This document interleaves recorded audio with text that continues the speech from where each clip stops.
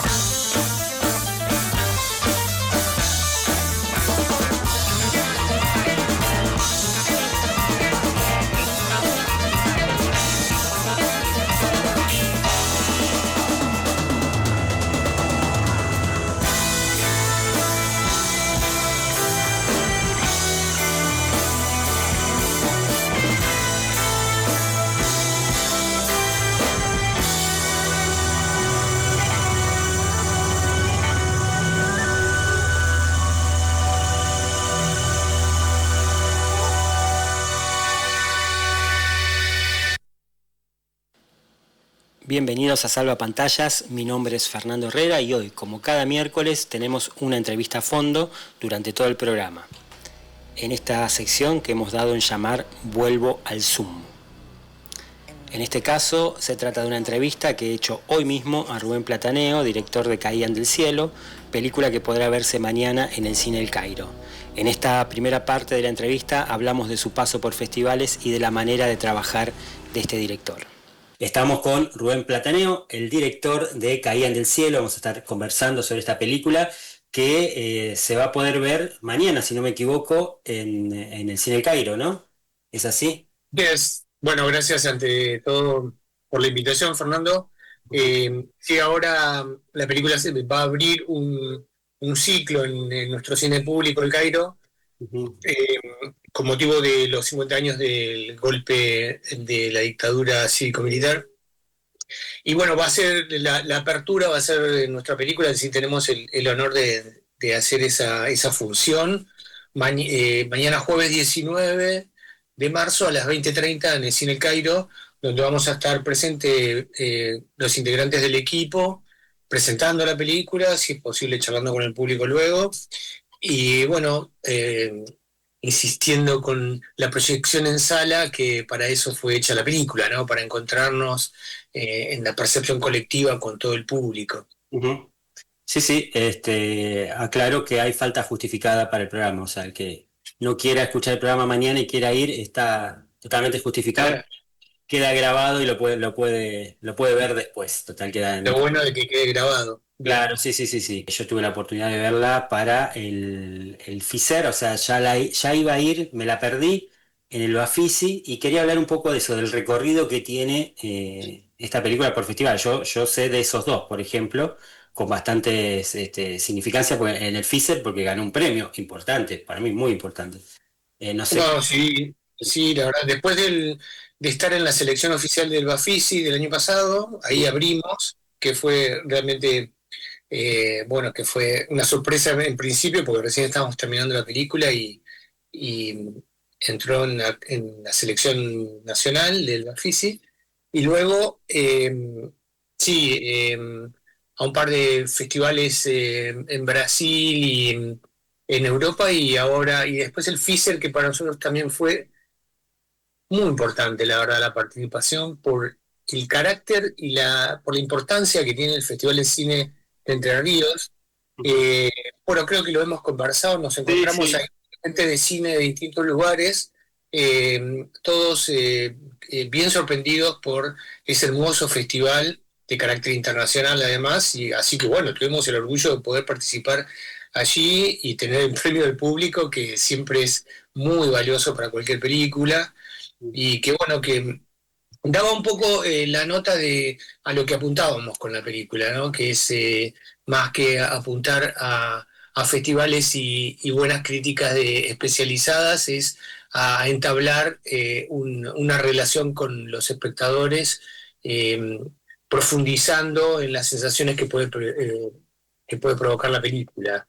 Claro. Que bueno, que fue un experimento, realmente, porque desde el inicio yo repasaba ahora, pensando en la conversación con vos, lo que fue pasando en estos 4 o 5 años de que hicimos la película, ¿no? Que son realmente trepidantes a nivel histórico, social, lo que pasó en el mundo desde la pandemia hasta acá, en el mundo, en el país, en la ciudad, en la provincia de Santa Fe. O sea, es impresionante todo lo que nos atravesó, la cantidad de acontecimientos sociales que siempre impactan también a nivel individual, ¿no? O sea, que es un poco también lo que queríamos mm, revisar, o más bien penetrar con la película, ¿no? Entrar en esa cuestión de cómo un trauma histórico-social, como fue aquí el de la represión dictatorial, la política de genocidio nacional perpetrado por la alta clase con el servicio, con los militares a su servicio, para exterminar toda oposición a la aplicación de un plan económico de saqueo, que era la aplicación del Plan Cóndor aquí en el país, como se estaba haciendo en todo el cono sur latinoamericano, coordinado por Kissinger y Estados Unidos. Y eso, hoy estamos presenciando otro Plan Cóndor 2, ¿no? Y en Latinoamérica, con un imperio que ya parece conducido por un emperador de tipo Nerón, tipo romano, como es Trump, que se cree... digamos, con el falso derecho de atacar países, secuestrar presidentes o asesinarlos, tomar sus riquezas naturales.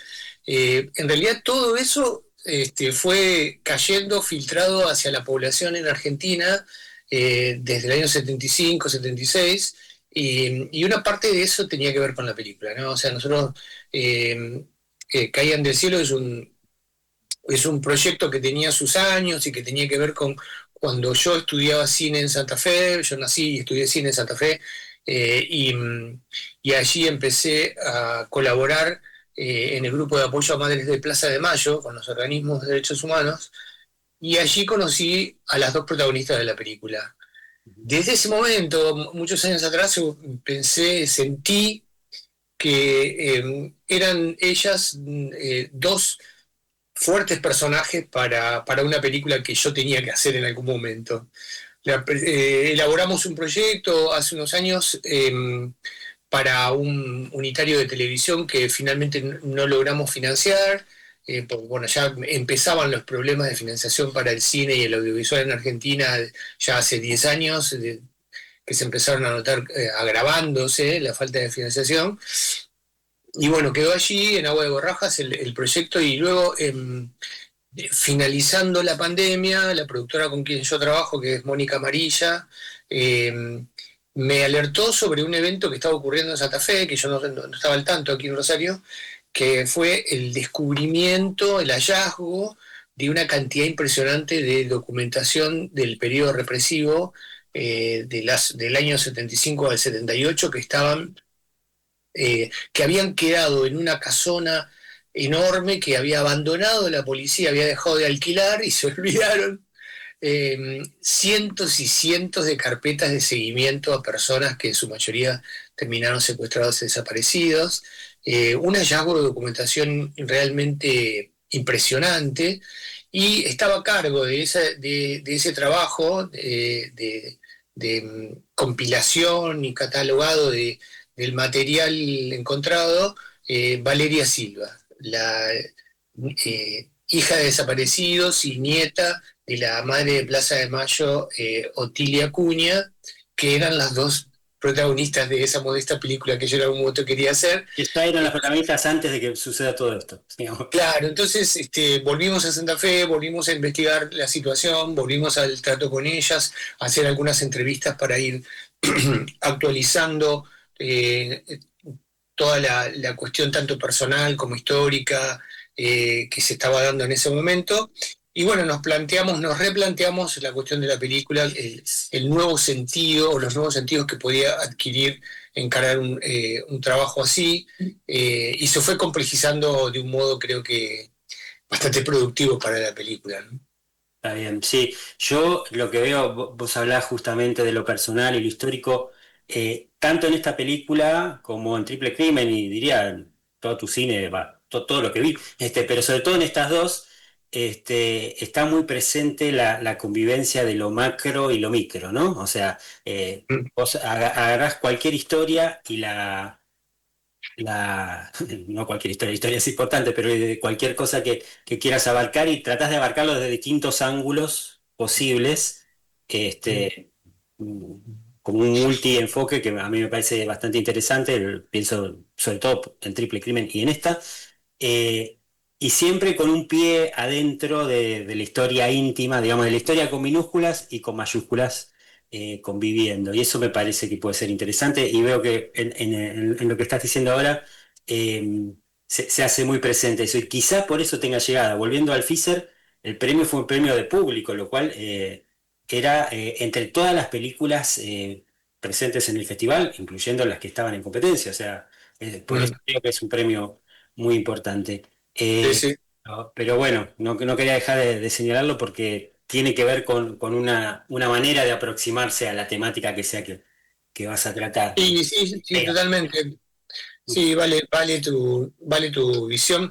Creo que yo tengo digamos, una tendencia a ubicar todos los conflictos sociales, colectivos o individuales siempre en un marco histórico, Ujú. eh, consciente de que todo lo que deriva de los acontecimientos históricos atraviesan nuestras vidas personales o a veces, aunque no seamos conscientes de ello, vemos los efectos. Bueno, en este caso estábamos hablando de un genocidio perpetrado en el país. Entonces yo lo viví, lo atravesé yo personalmente Sí.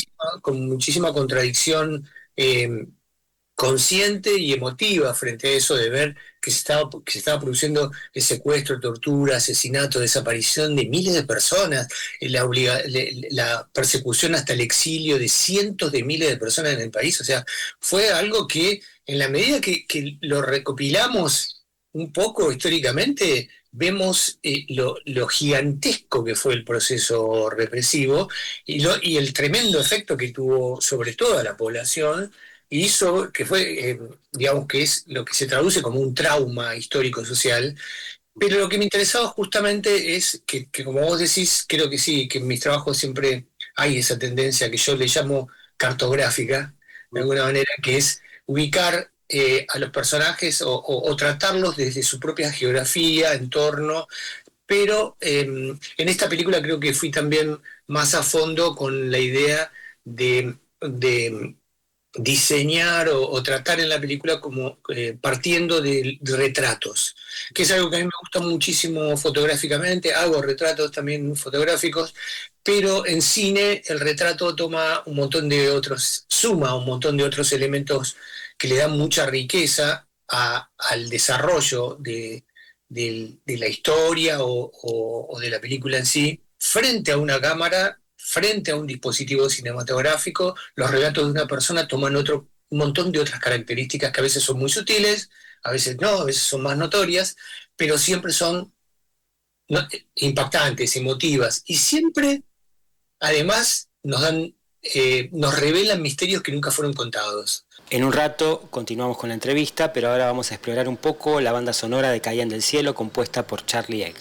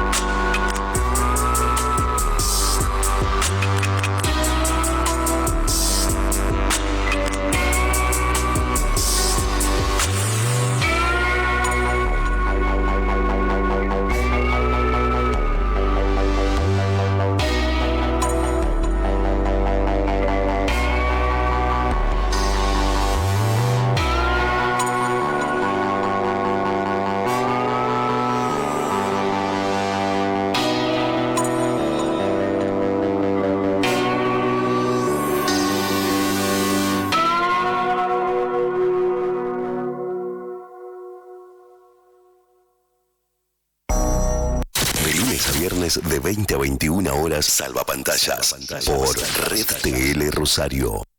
En esta segunda parte de la entrevista a Rubén Plataneo conversamos con el director sobre los límites entre documental y ficción y de la saludable tarea de no respetarlos.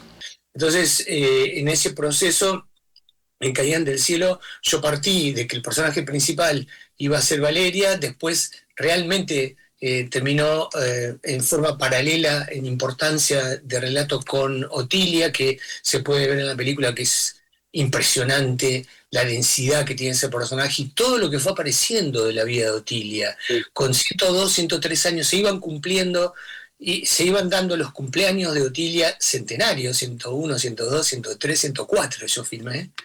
Era impresionante también los nuevos relatos que aparecieron de Otilia ya viejita, contando cosas que nadie había escuchado nunca. Uh-huh. Evidenciando con su propio cuerpo, yo por eso filmé con mucho detalle su piel, su forma de narrar, su forma de dormir, su forma de mirar a través de la ventana, un montón de detalles que iban entrelazándose con la historia más general de la película, ¿no? Que correspondió a una estructura que nos fuimos dando en la medida que vimos que había diferentes personajes con diferentes situaciones y diferentes geografías, que es algo que para mí es muy importante, los espacios concretos. Yo trabajo mucho el espacio que rodea o en el que conviven los personajes como espacio histórico-social, además de geográfico. Por eso creo que se trata de hacer una cartografía humana de ese modo, y me interesaba mucho la ciudad de Santa Fe, en la que yo nací, que yo la apodé como el Pantano, una ciudad muy especial porque es una ciudad isla, rodeada por agua. Está enfatizado en los planos, sobre todo el plano final, ¿no? Que se ve mucho que está como en una isla, en un pantano, digamos. Totalmente, me costó mucho, pero era una idea que yo tenía hace muchos años de retratar cinematográficamente también esa ciudad, que es una ciudad isla o aislada, que siempre encierra misterios y que solo por puentes se puede acceder a ella.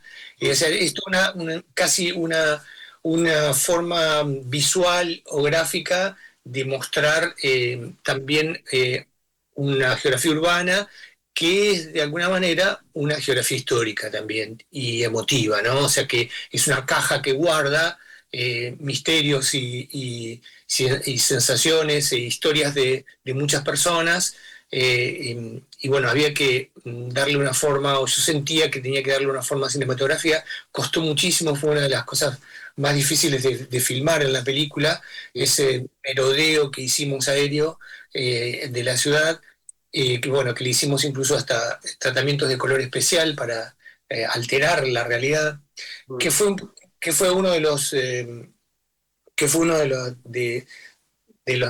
apotegmas que nos dimos con la película, que era cambiar el registro de lo real, no hacerlo absolutamente naturalista, sino darle un tinte de ensoñación de realidad. Buscamos formas de desenfocar, de alterar la densidad, de blurear los planos, y hacer, en la medida que nos encontramos con otras situaciones, ir integrándolas a la estructura de la película. Sí, a eso quería llegar justo. Me viene bárbaro que lo digas porque me interesa el tema de la inclusión de ficción, digamos. Los documentales tienen sus momentitos de dramatización, de pseudoficción o que son apoyaturas, pero acá hay un componente, o sea, de llegar a la verdad a través de la ficción, si querés, Claro. con todas las escenas del pasado, que tienen que ver también con tu pasado, por lo que sé, pero digo, tienen una parte de ficción bastante importante, digamos, para un documental, o sea, están muy borroneadas esas fronteras. Sí, para mí siempre estuvieron, esas fronteras son porosas. Claro. Y las fronteras porosas de los países, viste, sirven para el contrabando. Aquí también, a nivel estético o artístico, se puede hablar de un contrabando de recursos entre la ficción y el documental, que yo creo que es una contaminación saludable. Sí. O sea, porque en realidad el documental o la ficción son diferentes formas de utilizar los recursos cinematográficos, y de hecho siempre estuvieron así borroneada, más allá de la categorización estricta que se trata de hacer desde la teoría, la academia o la crítica. Es cuando se hace el cine, por suerte las fronteras siempre se pueden transgredir. Y aquí, bueno, hubo varios motivos que fueron provocando, varias causas que fueron provocando efectos inesperados y muy valiosos, creo que para el desarrollo de la película. En principio, fue la cuestión de dónde vivían y cómo vivían los personajes ahora, de cómo estaban cambiando sus casas, sus lugares de vida cotidiana.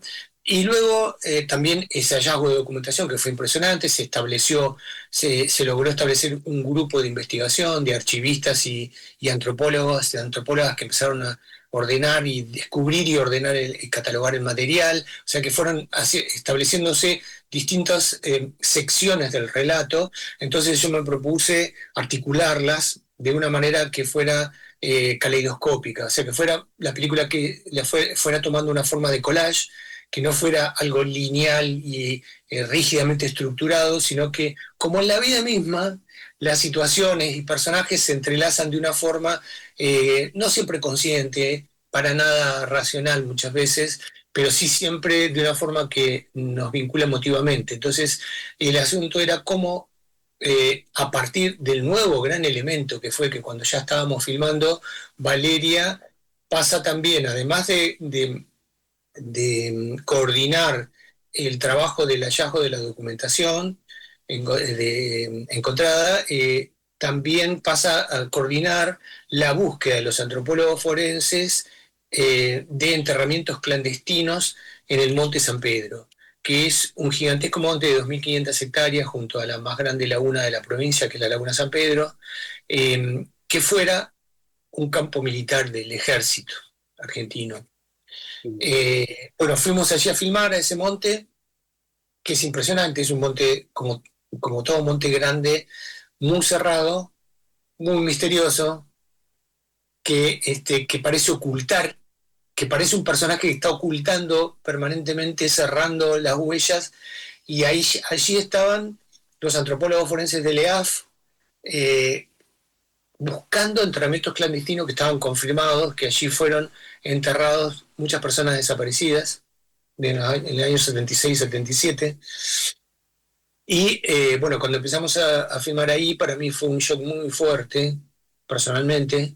Durante varios días de rodaje, yo no dije nada, solo grabábamos con la compañía siempre inseparable y de gran técnico y gran cameraman que es Julián Alfano, con quien hicimos varias películas juntos, desde El Gran Río, Triple Crimen, y Esfumato, y aquí también.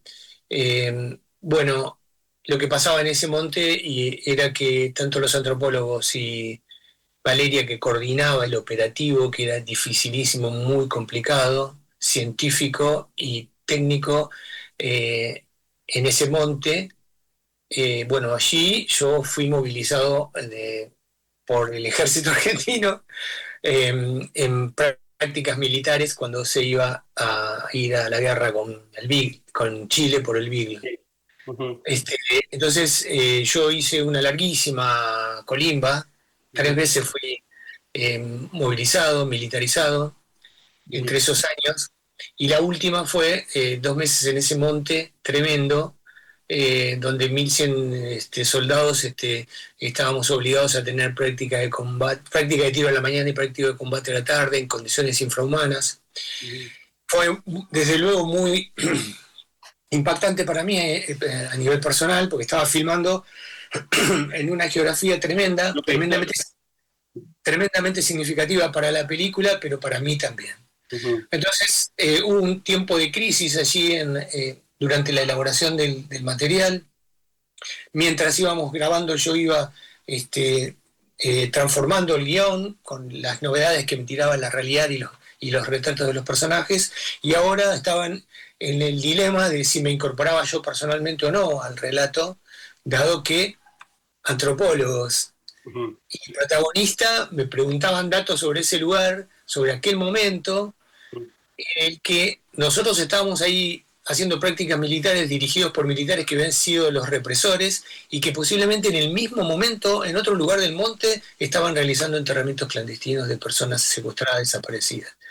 Fue algo realmente, o sea, yo hablaba de un trauma histórico-social como motivo general de la película, pero lo que me interesaban eran los personajes concretos y de pronto yo estaba implicado personalmente en esa geografía, en esa historia. O sea, realmente la película me llevó a un dilema, creo que fue resuelto creativamente en consulta con el equipo. Y bueno, sí, decidí incorporarme como un personaje aleatorio en ese caleidoscopio en que fue transformándose la película. Y entonces incluí escenas de un guión que yo tengo hace mucho tiempo de todo lo que fue mi vivencia durante las colimbas que hice y sobre todo las prácticas militares en ese monte que fue el peor momento de mi vida. Y bueno, así que lo pusimos en escena, lo filmamos en el mismo monte, con actores santafesinos, con armamento, con explosiones, con disparos. Sí, a eso me refería con la ficción con todas las de con todos los recursos de la ficción, digo, quizás no económicos, pero sí los recursos narrativos de la ficción. Narrativo, sí. A eso me refiero, pero me parece muy interesante porque vos podrías haber optado por ser un testimonio más, ser uno más de los que hablaban a cámara y contar la historia más de frente y hacerlo intervenido por el pasado de la ficción. Le agrega un recurso más. Yo pienso, todo esto que decís, este abordaje calidoscópico, como vos mencionás, la hace muy particular, digamos, muy distinta a otras películas, por supuesto. Me cuesta encontrar referencias. Yo pienso, por ejemplo, digamos, forzando una analogía en Nostalgias de la Luz de Patricio Guzmán por el tema de la ciencia aplicada, tiene el más acá y el más allá como una referencia. No sé si tuviste en cuenta algo o pensaste en algún referente, porque me parece bastante único, por eso te pregunto. Sí, varias veces me dijeron, vos sabés, de esa película justamente, que es la que yo no vi de Patricio Guzmán, Sí. pero tiene que ver, sí, quizá el parentesco, la asociación, con el hecho de que un elemento clave que te decía con el que nos encontramos era el modo en que los antropólogos forenses estaban abordando la investigación en el Monte San Pedro, que era absolutamente novedoso porque se estaba aplicando un sistema de alta tecnología que se llama LiDAR, Light and Detection Ranging, que es un sistema técnico que inventó Leica, que es un irradiador de rayos láser que se emiten desde avión a mucha altura, por lo menos 1000 metros. Ese aparato emite 90 puntos láser por metro cuadrado, luego se hace una reconstrucción cronofotográfica de esas imágenes, que también es un collage. Cuando yo lo vi no lo podía creer porque los técnicos ahí... Abstracto eso, no, es impresionante. Es una cosa impresionante cómo la realidad se iba tramando con la película, entonces ya estábamos viviendo dentro de la película con los eventos del exterior, digamos, de la realidad. Y ahí intervenía otro científico, además del antropólogo Juan Nobile, que es el que dirigía toda la investigación en el terreno, pero participaba un geodésico de la Universidad de La Plata. Allí también fuimos a trabajar en ese lugar, en ese laboratorio, el único lugar del país donde se hace ese tratamiento de recopilación de la data que toma el LiDAR, con un rediseñador que casualmente era un artista visual rosarino que trabaja en la Universidad de La Plata, y de esa manera se compone la superficie del terreno que está siendo investigado y se detectan buscando detectar lo que los científicos llaman alteraciones antrópicas del terreno. Es decir, los rayos emitidos por el LiDAR atraviesan árboles, construcciones, todos, y chocan contra la superficie y restablecen la superficie, detectando las alteraciones que puedan haber habido. Y allí se puede ver claramente si esas alteraciones son naturales, por movimientos naturales del suelo, porque se hundió, porque se inundó, por alguna cuestión natural, o por una acción antrópica, es decir, producida por el hombre.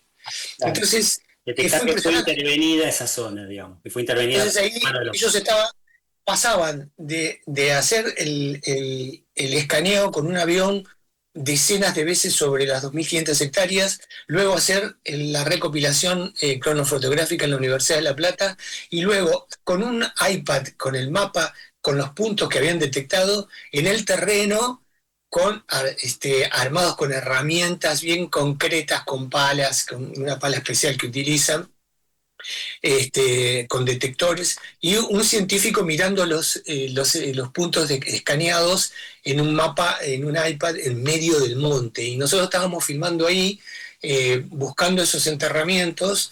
Bueno, fue algo realmente impresionante. Entonces, ahí vimos que coincidimos. Yo me había propuesto una estructura que era articular los distintos estratos narrativos de la película, que emitían luces históricas y sensibles a la vez, ¿no?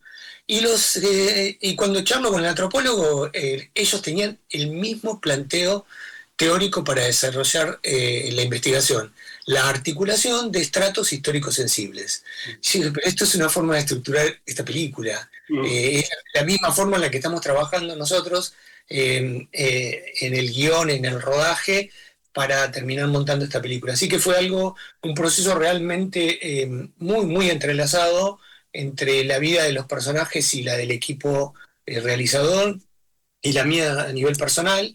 Entonces sí, llegamos luego a la definición de incluir varias escenas de un guión que yo tenía también de recopilación de las vivencias tremendas que yo tuve cuando fui militarizado por los milicos de la dictadura, y entonces incluí ahí escenas que eran también de gran emotividad para mí, porque en medio de todas las cosas tremendas que te hacen hacer los milicos, y de las prácticas de tiro y las prácticas de combate, en lugares donde está lleno de cardos y nos hacían hacer a propósito tirarnos con el armamento entre los cardos, frente a la gigantesca laguna llena de aves y flamencos bombardeándola, teníamos siempre al anochecer un momento de calma, que era encontrarme con el compañero de carpa que tenía, que era un amigo que había estado en la colima conmigo, el flaco Cachi, y ahí podíamos hablar de cosas de nuestra vida, de cómo habíamos crecido, de reírnos de todo lo tremendo que estábamos viviendo, mientras robábamos comida para poder estar un poco mejor, porque era un desastre toda la logística, tanto de armamento como de alimentación, que estábamos soportando. Así que incluí escenas que son muy de contacto amistoso, que era algo que a mí me interesa mucho y que tenía que ver con la relación de los personajes de la película en general. Que para mí son muy importantes, no poner solo la parte del entrenamiento, sino darle una dimensión íntima al pasado también, ¿no? Y a la ficción también. En unos minutos seguimos con la tercera y última parte de esta entrevista. Ahora volvemos con la banda sonora de Charlie Egg.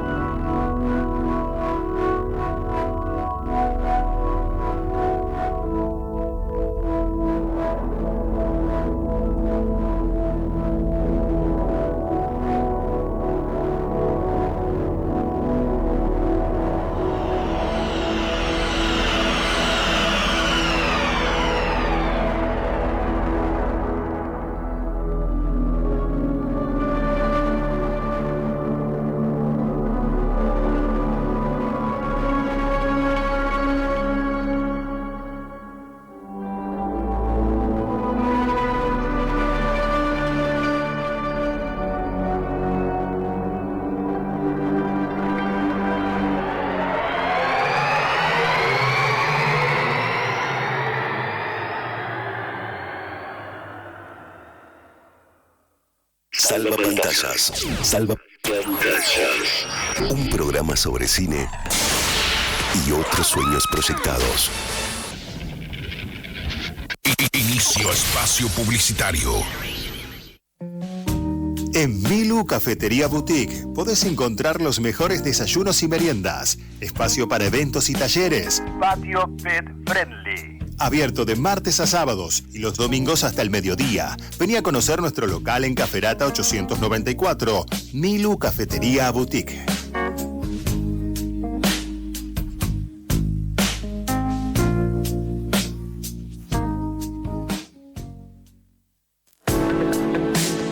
En la esquina de Mendoza y Maipú, te encontrás con el lugar en donde el vino se brinda.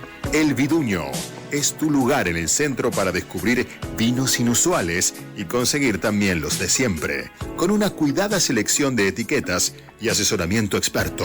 El Viduño, Mendoza 901.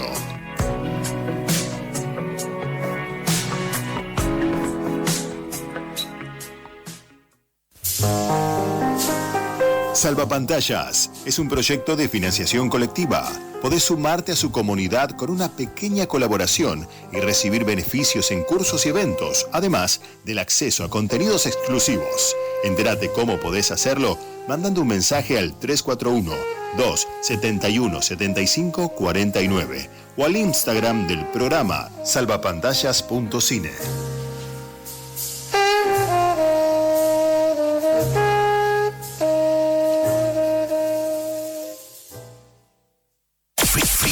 Espacio publicitario. Salvapantallas. Espíritus atentos esquivando hegemonías. Esquivando hegemonías. Salvapantallas. Olga llega a la escuela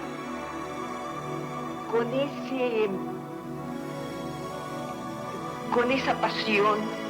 El Top 5 del día está dedicado a documentales producidos en Rosario y la región, acompañando este programa dedicado a Caían del Cielo.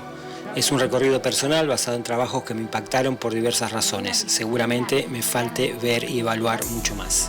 No es un ranking, los voy a ir comentando en estricto orden cronológico. Este recorrido comienza con lo que ya es un clásico a esta altura, La Escuela de la Señorita Olga, de Mario Piazza y de 1991. Trata de la experiencia educativa conducida por Olga Cosentini. Tuve la oportunidad de estar en su estreno y fue lo primero que vi en cuanto a producción local, de la mano de un cineasta que siempre habrá que destacar en cualquier repaso parecido a este. Todo lo demás que viene fue realizado mucho más acá en el tiempo, en los últimos 15 años. Y entonces vuelvo a Rubén Plataneo para hablar del Gran Río, y es justamente el río una presencia insoslayable en muchos de los trabajos realizados en la región. Aunque este en particular hable de los inmigrantes africanos en Rosario y de uno con una historia muy particular. Confinazo Rosario be Vietnam batonkui, Felipe Baradandin Fari, Ngafatumata. Santa Soja, de Cristian Fuma, se mete con un tema central para toda la región, abordándolo desde distintos ángulos e historias de vida. Relato coral a la sombra de un proceso industrial que nos afecta a todos. La Zorra y la Pampa, de Leandro Rovere y Nacho Fernández Ordóñez, se lanza una aventura impensada, la de dos realizadores que se quedaron en la vía, ahora que pienso como tantos otros realizadores, pero que voluntariamente deciden explorar esa vía y todo lo que implicó en el pasado, sumando a su aventura a personajes de lo más diversos. El río, maravilloso instrumento de transporte. Y terminó con lo más reciente, Luciano, de Manuel Besedowski, y producción de Pablo Romano, que bien podría estar en esta lista por su propia obra, que incluye títulos como Una mancha en el agua y Apuntes del natural, que dejo como mención. Pero volviendo a Luciano, el mayor acierto de su joven realizador radica en su poder inmersivo, en el nivel de intimidad que alcanza en el retrato de su protagonista. Y por todo esto será entrevistado seguramente pronto en el programa. Es altamente recomendable.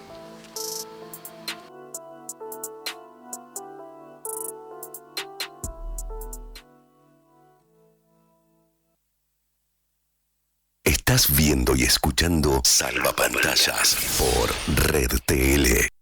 Tercera y última parte de la entrevista a Rubén Plataneo en esta En esta ocasión hablamos de la banda sonora, de Caían del Cielo y de la urgencia en concretar una ley de cine para Santa Fe.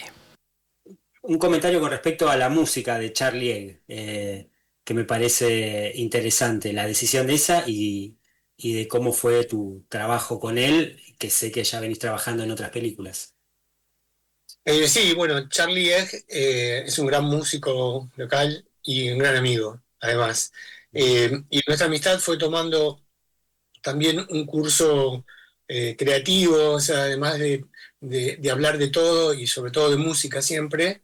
Yo escucho mucha música, él es un gran músico, así que el tema de la música siempre nos unió. Yo soy muy amigo además de toda la banda de Planeta X, hace años que colaboro con Planeta X como puedo, y que es un colectivo que integra Charlie Egg también. Pero mi relación con Charlie ha sido siempre muy provechosa para nuestros trabajos. A él le encanta la posibilidad de hacer música para películas. Es un gran músico que tiene en su cabeza y en su forma de concebir la música, tiene también la referencia bien clara, bastante clara y bien incorporada del timing de una película. Entonces, puede hablar de ritmo, puede hablar de cadencia, puede hablar de melodía en función del relato cinematográfico, no solo de la música. O sea, Charlie es realmente un genio y para mí es un placer trabajar con él, nos entendemos muchísimo. En Triple Crimen nosotros dimos un salto ahí en la relación, ya había participado él en el Gran Río, Bueno.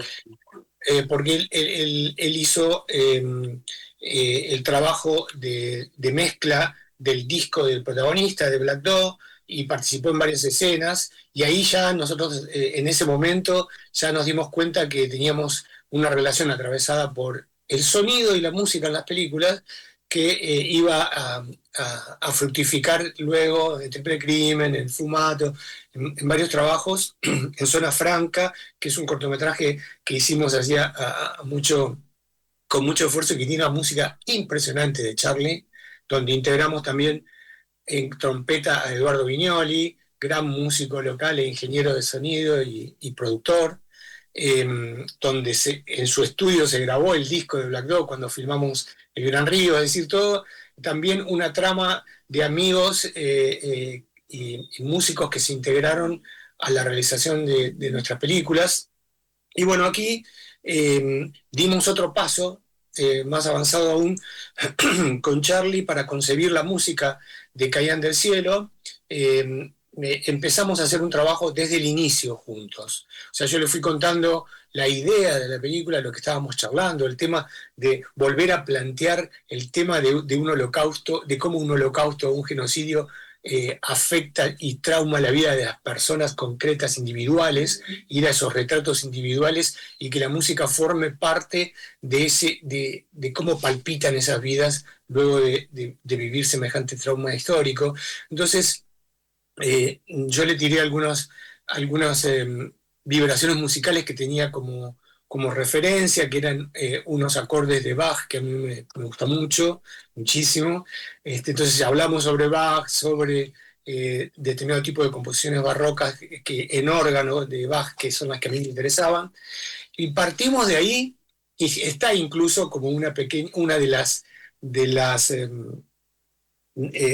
composiciones que están en la base de lo que compuso finalmente Charlie, y después, hizo la música incidental, hizo la banda sonora en general, compuso los temas para cada momento de la película, que fue una iniciativa de Charlie. En la medida que él iba viendo algunos materiales que íbamos grabando, los veíamos juntos y pensábamos y charlábamos sobre cómo debía no incidir la música, sino cómo debía formar parte orgánica de la película. Entonces, que es lo que a los dos nos interesa. Entonces, coincidimos en eso también, y él trabajaba, traía un borrador, lo chequeábamos con el material, y así fue avanzando con la película durante 2 o 3 años, y terminó componiendo una banda sonora hermosísima, alucinante, que tiene que ver justamente con cómo, te decía, con cómo vibra cada momento del relato general de la película.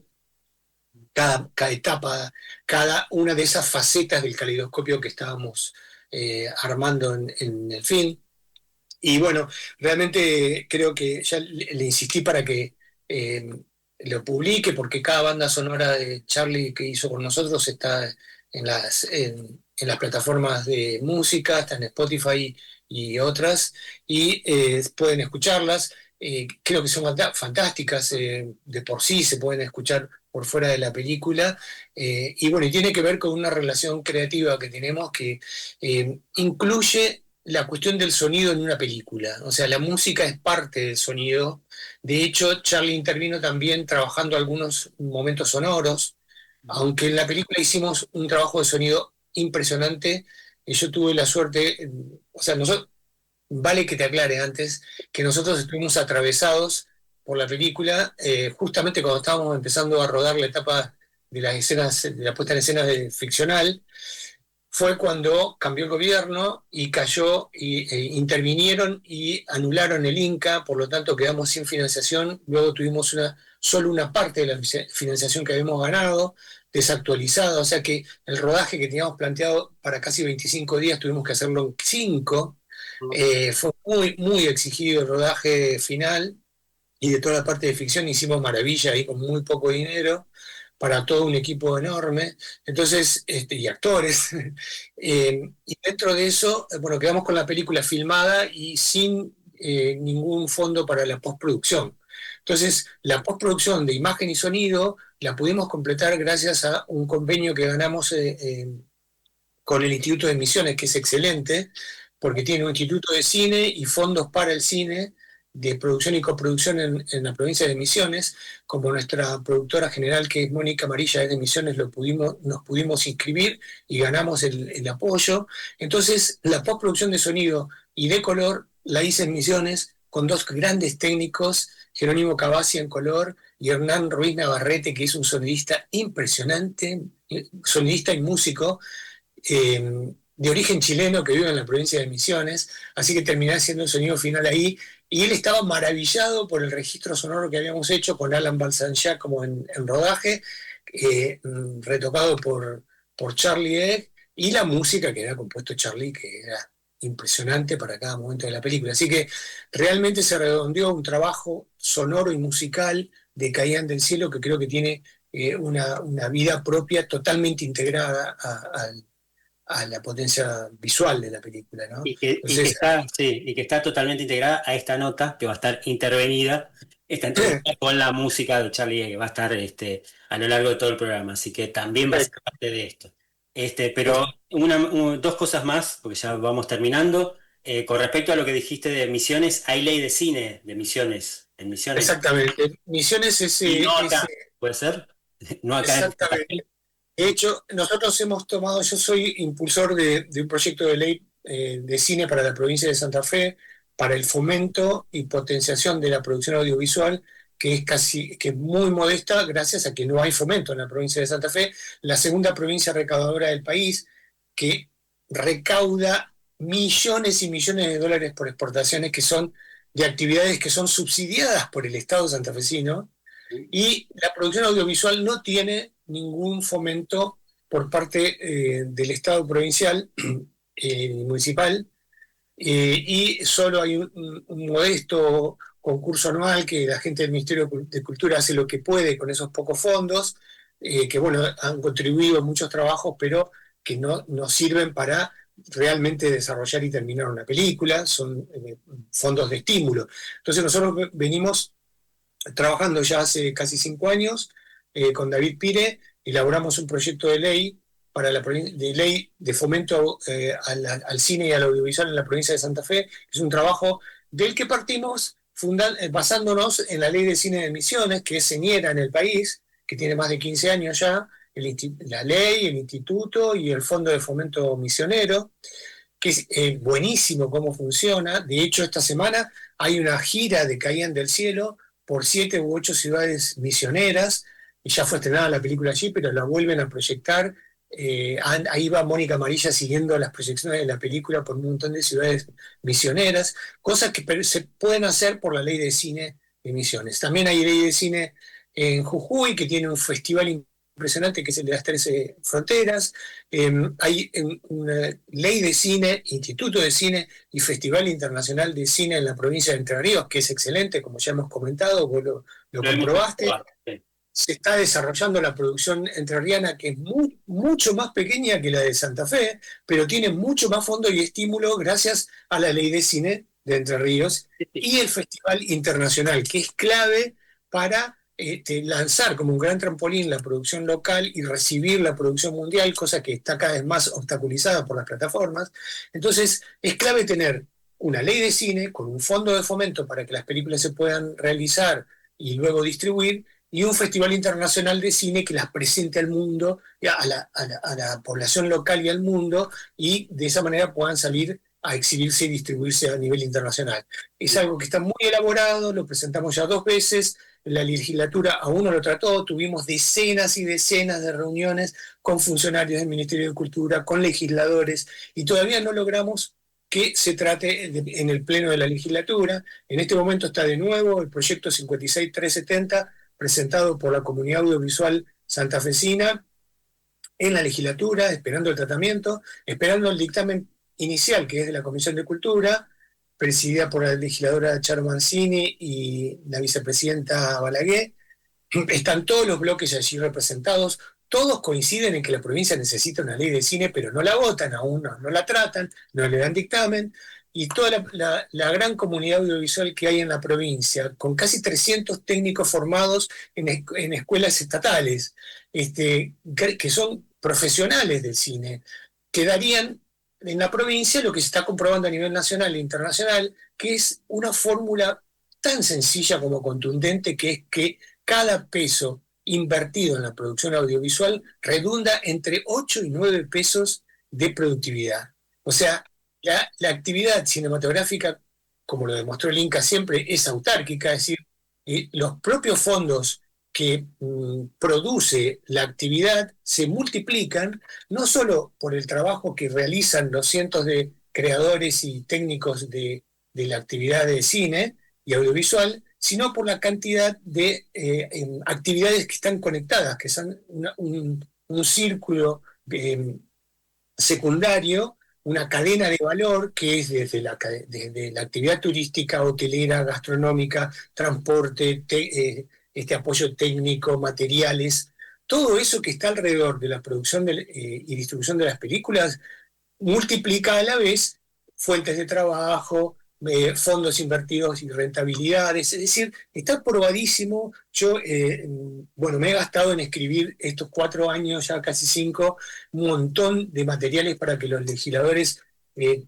terminen de evaluar. Ya están convencidos de que los datos económicos son muy demostrativos, de que es como nosotros decimos, y lo comprueba la producción audiovisual en el mundo, no solo en Argentina, que además en el mundo siempre el cine fue apoyado, fomentado por el Estado, junto a compañías privadas, pero mayoritariamente por el Estado, y eso multiplica, como te decía, fuentes de trabajo y reinversión productiva, y además actividad cultural que nos identifica con la población, que hace conocer nuestra idiosincrasia, revalorizarla a nivel local y hacerla conocer a nivel internacional.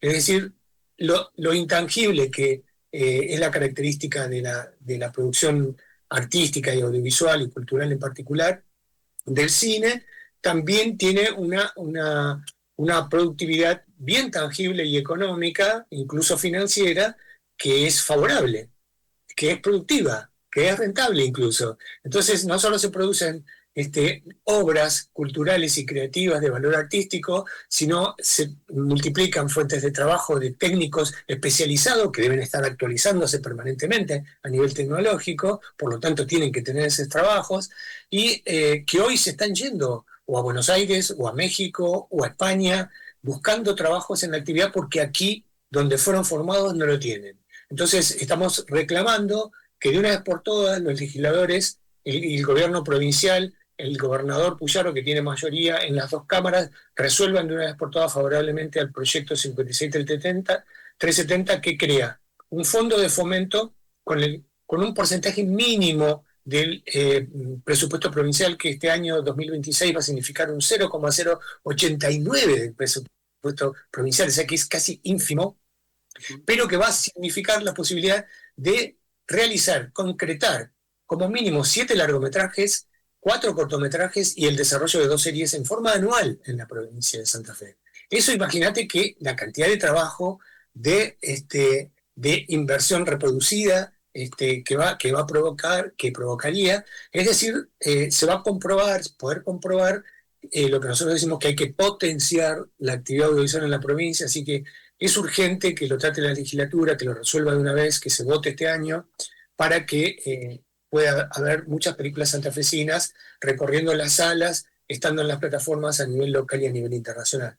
Sí. Se nota en los festivales la presencia de películas de Misiones, de Entre Ríos, de Salta también, de Mendoza. Córdoba, de Mendoza. Córdoba ni hablar, Córdoba con fuerte presencia, pero fuerte presencia en los últimos años, o sea, en el siglo pasado, por ejemplo, era fuera de Buenos Aires, era solo Santa Fe, ¿no? Entonces acá se sigue recordando lo que hace 100 años hizo Birri, y en vez de valorar lo que tenemos actualmente y potenciarlo. Buenísimo. Perfecto, bueno, muchísimas gracias. Vamos a estar en contacto por todo, así que nos vemos en la próxima aventura que emprendas. Muchas gracias, Fernando, y mucha suerte para tu programa y que disfruten los oyentes. Gracias. Bueno, muchas gracias. Terminamos con otro ejemplo de la banda sonora del gran Charlie Egg, y con esto nos despedimos. Hasta mañana.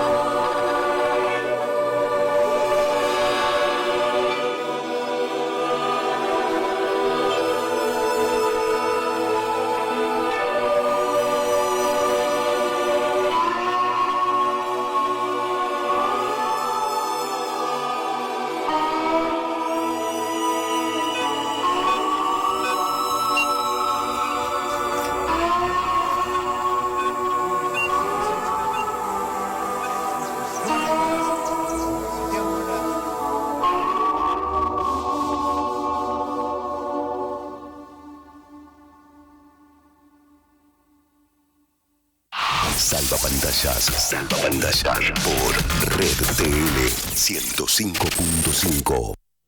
Brindo por las veces que perdimos las mismas batallas.